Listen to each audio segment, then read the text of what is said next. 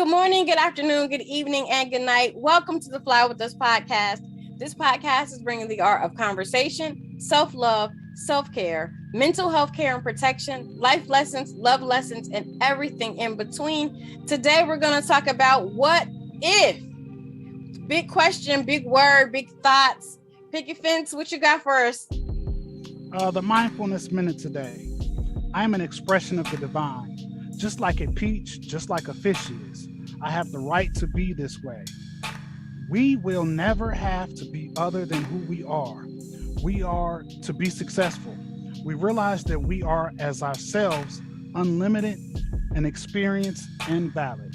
Second part to that is a man can be great as he wants to be.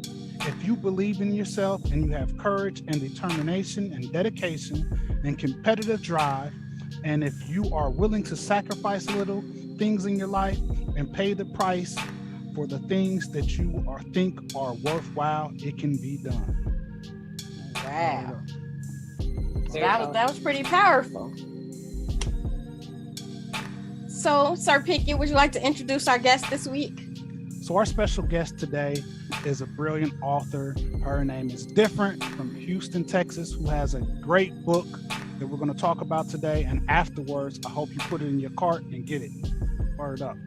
Well, I already added it to my cart, and I'm going to get it when I get paid. But you know how that is. My checking account, my savings account, they got to talk to each other and stuff. Yeah, girl.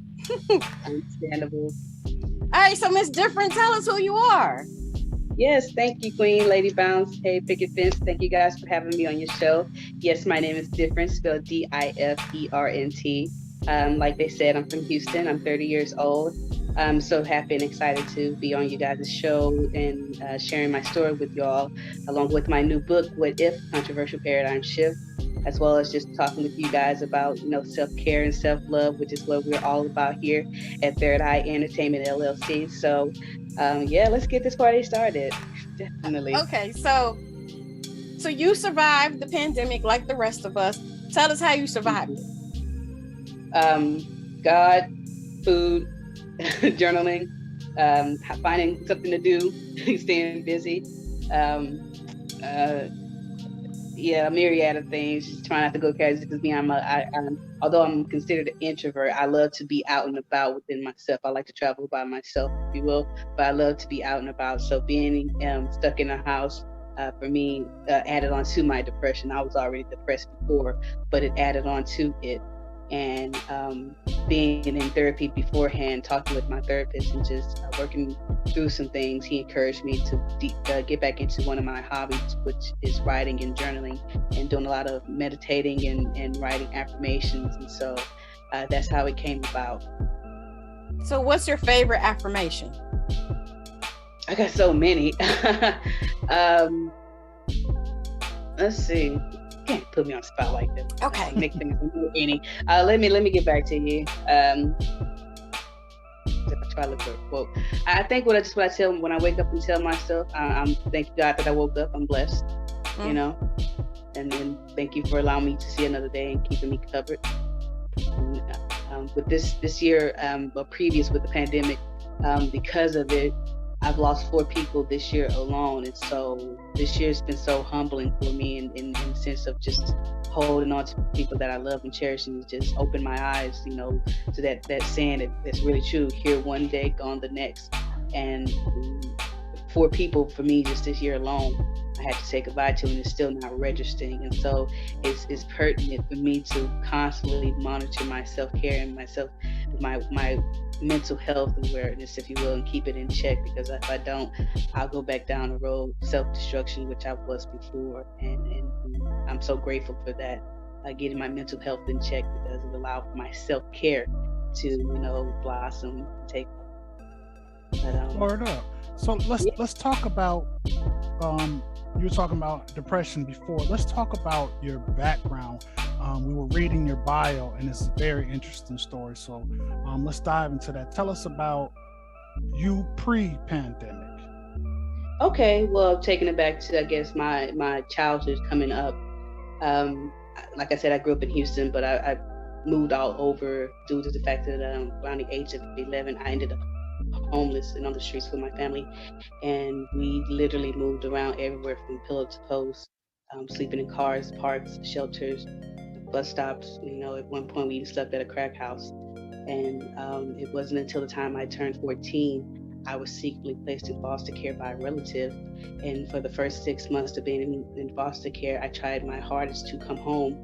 However, I found out that if you stayed in foster care and you aged out, the state of Texas would pay for those who aged out their tuition fee waiver to college. And so right then and there, I decided to use my street smarts to elevate my book smarts and just stay and duke out those 4 years in CPS.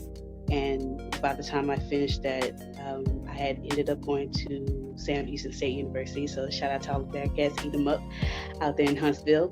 And within that opportunity, I was blessed. I ended up starting my own student organization titled Pay It Forward, to where we dedicated, volunteering, educating, and mentoring kids that were in foster care, as well as the youth in general. A part of our education team is where we went to different high schools speaking with the youth about the importance of education. And that is where, the seed or the bug was planted for me to start doing motivational speaking, if you will, and I would share my testimony with the other kids. A lot of them would come and tell me towards the end that they were inspired by what they heard. Also, I joined a business fraternity. I'm a member of Phi Chi Theta business fraternity. Also, I got a chance. I was blessed with the opportunity to study abroad in South Korea at Kim Young University. And within that opportunity, I traveled to 8 other different countries. And so that's where my travel bug was born. And by the time I finished college, I ended up with my bachelor's degree in international business. I also have 2 minors in economics and business communication, as well as I have my master's degree in entrepreneurship. I'm also a Texas real estate agent. Now I'm a newfound author and a CEO of my own business, Third Eye Entertainment. So although my story started in tragedy, it's going to end in triumph, because that's the way God planned it. That's the way he made it. Every step, for me being secretly placed in foster care, it was his plan. Let's look at what happened. And now, thus far, fast forwarding, I've gotten an opportunity to travel to just about 50 different countries, seeing the world, experiencing different cultures and meeting new people. That's only by God's grace.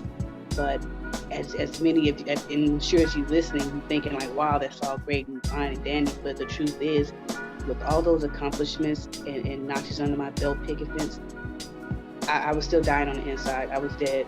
I looked good on the outside, but I was dying on the inside. I was. If you heard of Robin Williams and Anthony Bourdain. If I didn't get my mental health in check, I would have been just like them. One of those people who you think that has it all. They're so happy they have everything, but in the end, they take it all away. They're not happy. And it's a very true statement when they say money and materialistic things does not buy happiness. That's very true. I've been on, beautiful islands, and, I'm laying in my bed, crying because I'm all by myself and have nobody to share with. So that's a very true fact and statement that, money does not buy happiness. And so you can't base your happiness off of those type of things. Now, what forced me to face the ugly truth about, myself, that I needed to go and get my mental health in check was, when I squandered an opportunity that I had in my adulthood, and it allowed me to see that my issues from my childhood trampled over into my adulthood and was messing me up. Like I said, coming from that environment where I was, being on the streets for years, to me, it may sound, funny to you, or somebody can relate out there, but for me, chaos was considered normal, if you will. And so when I got taken out of that situation and placed into CPS, I was actually placed into good foster homes and good school districts. However, for me, I just felt it was too good to be true. I didn't deserve it. Eventually, all good things come to an end. So I just got that mindset that, I'm the captain of the ship. I decide when it's time to go down. And so I gained that sabotaging type of reputation where I would push people away, get that reputation that was hard to deal with. And those traits stemmed over into my adulthood. And like I said, it was a situation to where I had a meeting with, a person who could have opened up many doors for me. However, dealing with, those demons in the back of my head telling me, I'm not good enough for this, I'm too ghetto, I'm too country, they're not gonna like me. I purposely showed up late to a meeting that they had set up for me, and it left a sour taste in their mouth. And to this day, it's been about good 7 years now since that passed, but I regret that to this day. But it wasn't until that situation happened that it forced me to realize and face the ugly truth that I needed to go and fix my issues. What I went through in the past, it wasn't my fault. It was out of my control, but somehow, some way, it's my problem to deal with it. It's on me as an adult to fix those issues, whatever issues that's plaguing me and holding me back. And so once I did, it was like the weight of the world was just lifted. I was free as a bird. It didn't happen overnight. It took time to process.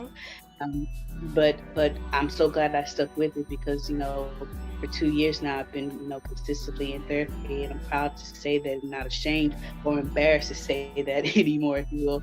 A lot of the times, us, Black people in the culture, if you will, we're plagued with that notion that Black people don't do therapy or we don't go tell our business, Some of us do, but what goes on in this house stays in this house. So it comes up into your adulthood. For me, I wasn't ashamed or embarrassed. It's just, like I said, coming up with that mindset. It's not nobody's business, And so, but keeping all that and bottled up inside you, it eats away at you. And eventually, if you don't get help, if you don't take care of it, it's going to lead you down a path of self-destruction. And so that's just what I did. I had to take control, being the type of soldier that I was, coming through all that I had overcome. That was just the battle of my life right then and there. And I had to just say, I'm the captain of this ship. I'm gonna decide where to steer it, not when it's gonna go down. And so going to therapy and talking with my therapist and doing so for 3 years, this is what happened. And I just want to take this time to say, anybody out there listening who's going through, any type of emotional distress, any type of depression, being bullied, having suicidal thoughts, understand that it is okay to not be okay, but just don't sit there and not be okay. Go get help. Find out a plan of action, to where to direct your life in a positive manner. Otherwise, it's just going to self-destruct. Whatever you went through in life that's plaguing you, understand that, it may or may not been your fault. It may not be out of your control, but somehow, some way, it's your problem to deal with. And as an adult, it's on you to go and fix that issue. Whoever hurt you in the past, don't expect that it will come back and make amends, but now it's on you. And so, with that being said, talking with my therapist and him encouraging me to get back into one of my hobbies, which is writing and meditating and praying and learning about chakra healing and astral projection, being stuck in the house during the pandemic. May 25th, 2020 happens, the day George Floyd died. And so him being from Houston, we're both from the same place. He's from Third Ward, I'm from Fifth Ward, basically right down the street from one another. I wanted to get involved in the protests and, have my voice being heard and even attend his funeral. However, when the point came down to it, I couldn't, because I wanted my voice to be heard than just in that moment in time. I wanted it to be heard long after I'm gone, and so going home later on that night, just praying and talking with God and asking for the spirit of discernment and him showing me the way. This is what he revealed to me, through dreams, through little messages and conversations with people, and even, watching movies such as The Help and Armageddon and other movies, that helped, conjure up these ideas. This is what came, and day by day, I started writing in June 2020. What if this, what if that happened? What if this? I would take little scenarios that actually happened in our culture, in our past, and just flip the reverse, flipped it and ask, what would happen, if this was happening to your people instead of ours. And so I started doing this in 2020 of June and finished in December 2020. And I take it to my lawyer and allow her to read the manuscript, and she gets back with me and says that I think it's going to do well. But quick question, what's the name of your business? And so this is where I have to hit the ground running and just realize that it's more than just a book now. Don't ask for something and don't be prepared for when you pray when it comes to you. So now I have to come up with an LLC to market my product to the public. And so that is where Third Eye Entertainment Llc was born in March 2021 of this year. And what Third Eye ENT is about is a business that strives to bring social awareness to society through our products and services, in which educates, inspires, and entertains all at once. We offer motivational speaking services as well as travel blog, as well as a YouTube channel. We talk on issues burden in today's society that are considered taboo and often swept under the rug, including injustice, systemic racism, domestic abuse. We just September just passed, so we just did a segment on suicide prevention awareness, as well as we talk about financial literacy, mental health awareness, self-care, if you will. And things of that nature, things that are considered taboo, LGBTQ issues, all of that. We talk about all of it here at Third Eye Entertainment. And we have a model that we often share with the public. It's called Manifest, Plan, Prepare.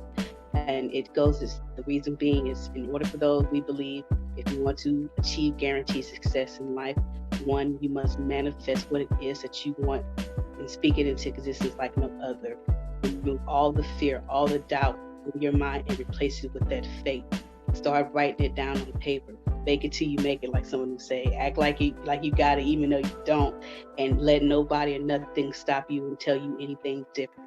Once you got it in your mind what you want to manifest into existence, start planning it out. Plan for how you are going to achieve or attack that obstacle and overcome those obstacles that are going to come your way. Thirdly, you prepare for what it is that you are about to receive. And when we say prepare, that means to get your house in order. Go fix your financial house. Go get your credit fixed. Go fix your physical. If you unhealthy, go hit that gym. Go get your mental health in order. Go talk with a therapist. Go fix your issues. Everything that you need to get in order. Go mend those broken bridges. Cut those people off who don't belong in your life. Go prepare for what it is that you are about to receive by prepping yourself as far as getting yourself fixed from the inside out. And once you do that, then surely it will come to you. It won't happen overnight, but again, once you stay fast and stay focused, it will surely come to you.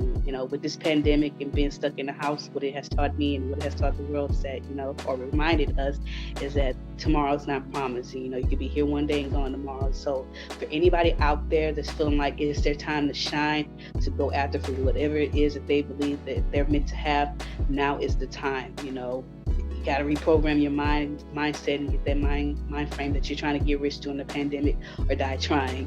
I like to tell people, for me, this is my favorite saying, you're either trying to have that come up like Cardi B or that come back like Robert D. There is no more in between, So for me, I'm on the come up. And so, and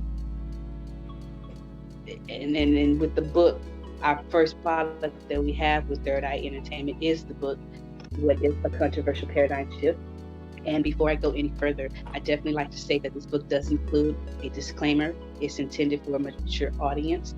The way that I have set this book up is written to inform and encourage thought-provoking conversations about systemic racism and injustice in America through graphic but provocative illustrations. It's done through details of controversial deaths and events that have occurred in America within the African American community. The way that I have set it up is within four main categorized paradigms. We have historical, political, precedent, and hypothetical. And within those four main paradigms, there are sub-paradigms asking questions, what if this happened? What if that happened? With this respective paradigm. Although the pictures are gritty and grimy, and one of the main points is also to get you to talk about, have a conversation about systemic racism, there's also a bigger picture to it. And if those who can muster to the into hypothetical paradigm, you will see that the main gist of the book is talking about compassion, unity, and kindness for mankind overall. Because we're all going through some things personally, whether it be our finances, personal issues, sexual orientations. We're all going through something, personally. So why not be kind and loving to one another while walking past them, instead of passing judgment towards them just because of the way that they look? And so this is my contribution to society, as far as, having my voice being heard, and giving my thoughts and opinions about it, and as well as hoping to push the envelope to have people talk about these conversations. Because for another reason why I chose to go this route and talk about this issue in a controversial matter is because I'm tired of hearing people say, oh, racism doesn't exist. Oh, I don't think this is that. If it is alive, it's because you guys keep talking about it.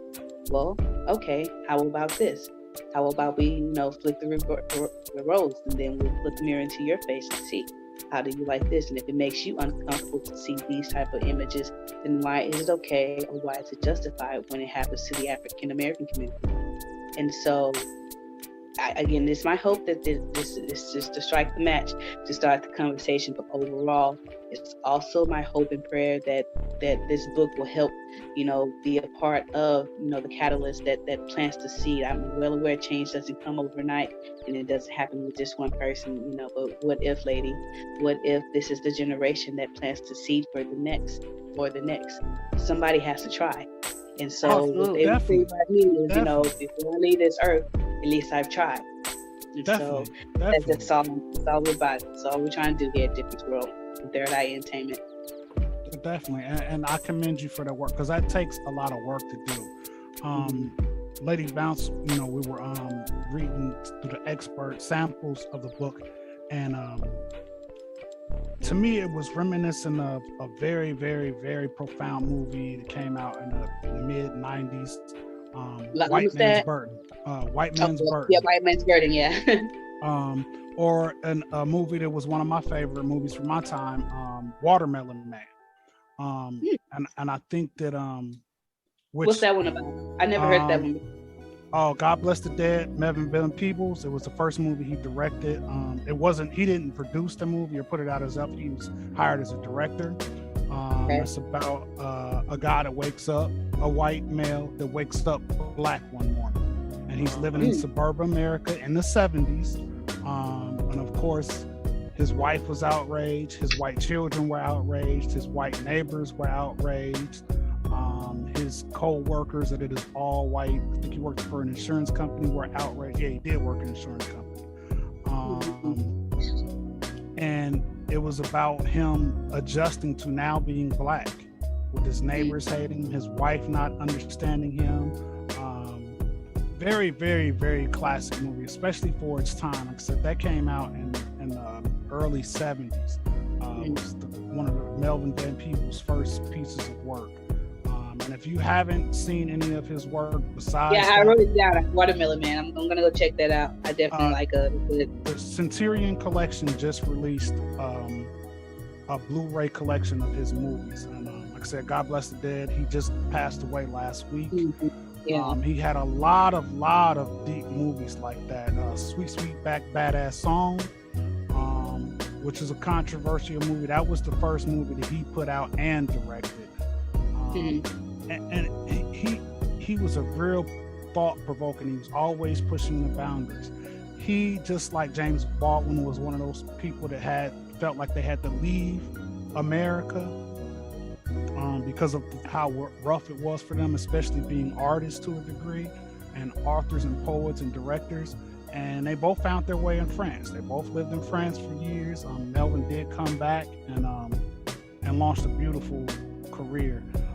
The White Man's Burden was a movie in the mid-90s, which was basically showing a role reversal. There were more successful black people living in suburban America, and white people were the ones that went through the things that we've gone through since Middle Passage coming to America. So I mean, it's definitely needed. That's 95. Oh yeah, so I definitely want to know that. Over I'm not 25 years ago.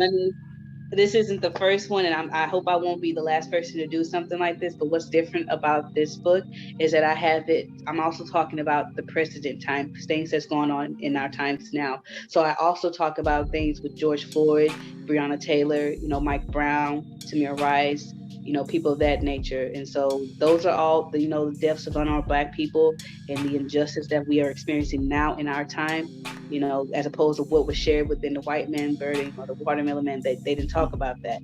And so with What If, controversial paradigm shift in precedent paradigm, It talks all about it. It goes from even mentioning Obama as well as, number 45. I never acknowledge him as, president. He's just number 45. That's the most respectful thing I can say. Number 45. And so if you talk about, address him as well. Also, I can just read you guys a little excerpt as well, if you like. So for instance, I have one paradigm and precedent paradigm called White Lives Matter, and then you'll say it's another explicit word, but it has a question: what if, in frustration of all the injustice white people faced in America, they formed a movement called White Lives Matter, just like how we formed the movement Black Lives Matter? And then you see the illustrations here saying, hey, White Lives Matter. Yeah. That's dope. Yeah, we can see. Yeah, dope. For the people that are just listening and not seeing it, it basically shows the role reversal, which gives you a paradigm. Also, I have a book trailer available, and so if you guys go to my website, as well as a sample read too, so you guys can go to my website different.net and check that out too. But the book is out now on pre-sale, but that's just a little sample of what I'm talking about in the precedent paradigm. And so that's what makes this book different, as well as it's not only just meant to rub it in their faces or make the white man think. No, I'm talking to all people. It's not just about white and black. This is for all of us. Let's all come together. I'm personally, Vince, I'm tired of talking about systemic racism. Right. I'm tired of it. As a black woman, I'm tired of talking now about it's it. time to do the work. Let's talk about. Yeah, now it's time. Let's talk about systemic change. Yeah. Now it's time to do the work for the change. It's time to do the work for the change. Yeah. Now we're running out of time, but real quick before we get out of here, what is your favorite thing to do for self-care? Meditating, chakra healing. I love doing chanting like Om, Yam, Lam, Ram. So that helps, as well as breathing technique and reading. Keeps the mind strong, and writing, doing affirmations. That's unless getting back into my exercise. I'm not gonna lie, with this book and promoting it, I fell off the little wagon with the working out, and so getting back in tune, physically wise, is important as well. I don't want to sit here and present you guys as something I'm not. What you guys see is what you get with me. And so I'm not perfect. I have my good days. I have my bad days, as well as, talking with my therapist, again, making sure my mental health and shit is very important to me as well. Because if I don't, I can't thrive. I can't, I have a nephew that I take care of, and he needs me here. And so I have to take care of myself. That's what it is, as far as like self-care and self-love, being able to, understand and realize, when you need to recognize those signs and when you should take action. So that's a part of, self-care and self-love as well. Definitely. Being able to recognize. Definitely. So that's my favorite thing to do to answer the question. Those things. It's not just so many. Many is good. You got to have your tools. Got to have your toolbox. Now let's get into my favorite part of the show. Brain science. All right. So this week we're talking about paradigm shifts and the book that we just were introduced to. I cannot wait to read it for real. So it is in my cart in Amazon. Come on, payday. But anyway, so why is it important to put yourself in someone else's shoes? So the brain science behind empathy basically is what we're talking about. Have you ever been in a position where you don't know how you feel about that situation? Well, why not try to put yourself in someone else's shoes? How easy is that for us to do? Sometimes it's very hard depending on the situation, depending on where you are.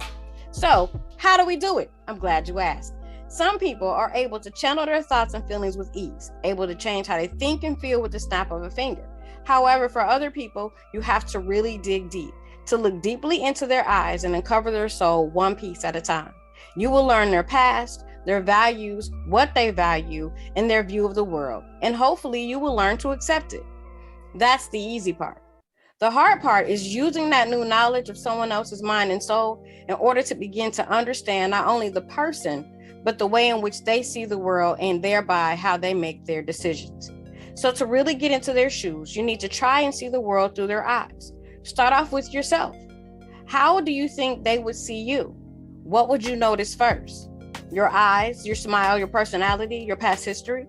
What would they look at you with, love or hate? Open your eyes as theirs. What do you think they see? Would they see the earth's flowers as a beautiful creation that smell divine? Or do they see them as just another organism in this world? Would they walk past you without blinking an eye, or would they take the time to envelop themselves in the beauty of it all? So putting yourself into these simple situations as another person can tell you a lot about how that other person sees the world, how they react to situations, and how they think moving forward. It does differ between friends and family and strangers because you have a different level of connection with those different people. So you need to reach inside yourself, your own mind, and try to be empathetic when you see someone else suffering. Instead of thinking that they deserve that suffering, maybe think of how you would feel if you were suffering the same fate. And so that is exactly what your book is about, Ms. Difrent. Yes. So real quick, before we get out of here, tell the people where to find you and where to find your book. Yes, so the book is available now on pre-sale on Amazon and my website, diffrentschool.net. I'm gonna be real with you guys. If you go to Amazon, you're gonna pay it's much more expensive. But if you go to my website, diffrentschool.net, it's on pre-sale now for $20. Okay.